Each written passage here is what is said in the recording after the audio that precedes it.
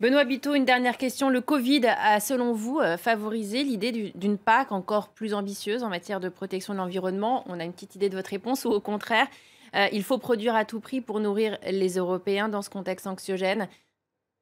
Il faut déjà arrêter de penser que produire à tout prix, c'est produire avec des pesticides. J'insiste sur ce que j'ai dit. Quand des élus continuent de dire on a besoin d'une étude d'impact, mais on a suffisamment de données scientifiques qui nous font la démonstration que l'agroécologie permet de produire autant sans pesticides et sans engrais de synthèse.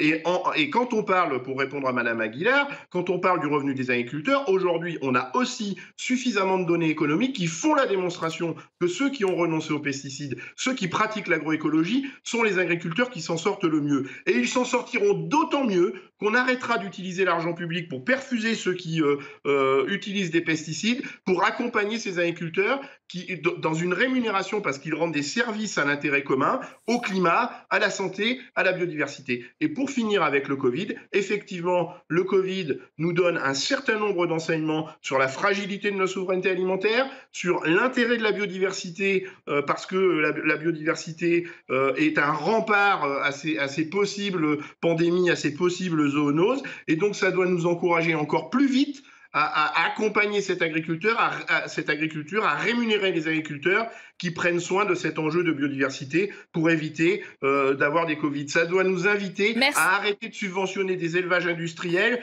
qui sont des nids à pandémie. Donc voilà, dans une approche